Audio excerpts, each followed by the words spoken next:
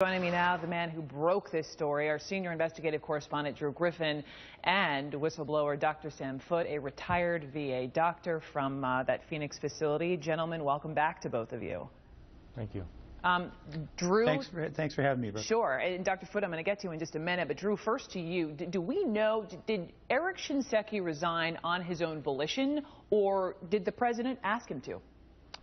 I don't think we know the details of that reporting. Certainly, based on what the president said, Eric Shinseki offered his resignation, and that resignation was accepted. I don't know that it really matters. So many people on Capitol Hill were calling for him to resign from both parties. I think it was a fait accompli. There was just nothing else to do to get beyond this political crisis, Brooke. Dr. Foote, on the resignation, we have talked in the past, and you have said you did not want Secretary Shinseki to step down, fearing that would then distract from clearly the much larger problem. After the announced reforms, do you still believe that? Yeah, I'm still worried about it, but you know, I think Secretary Shinseki is going to be remembered for an outstanding military career, and he'll be remembered for the good things that he did for the VA in terms of reducing waiting times on comp pen exams in his program for the homelessness.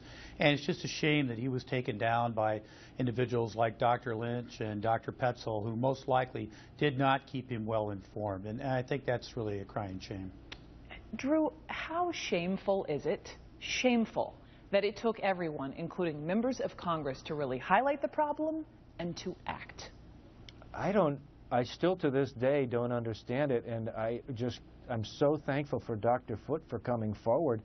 You know, he came forward to us after he went to his own administration in Phoenix and to anybody he could tell who wasn't listening to him. That's when he decided to come out to us and to the Arizona Republic. He wasn't getting anywhere. For some reason, the VA's administration, and I'm talking headquarters here in Washington, and individually around the country, people who are generally in charge, were not listening. We're not heeding this warning, and in many cases we're lying. I don't understand it, and it is a shame today that General Shinseki is taking the fall when hundreds and hundreds of people who are truly responsible for this are going to show up to work on Monday at the VA. It is a shame. It is a shame. And to your point, Dr. Foote, how high did you go? How many alarm bells did you ring when you were at the Phoenix VA?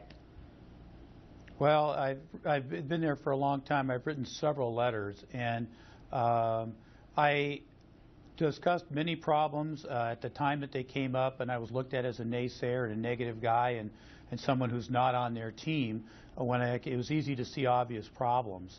And, you know, I wrote a letter to the IG in October, and they came out and did a superficial start of an investigation in December, and they did not come back. I wrote another letter in February, and there was no response back to that. And I had no desire to make this a media circus, but that was the only way that we were ever going to get any attention on it. And if it wasn't for Dennis Wagner and the Arizona Republic, if it wasn't for Eric Hanel and Jeff Miller from Congress, and most importantly, if it wasn't for Drew and Scott and CNN, no one would know about this. We're grateful for you. I think veterans in the end will be grateful for you. Do you ever wish you had, knowing what we see now, do you wish you'd called Drew earlier? I just didn't have the information. When you're trying to put together a puzzle, you have a 1,000 pieces, and it takes a while until you can recognize what the picture is. Yeah. And we were slowed up probably by a month to 6 weeks by the government shutdown. I wish that hadn't happened because we could have been quicker. The shutdown. Dr. Foote, thank you so much. And Drew Griffin, thank you.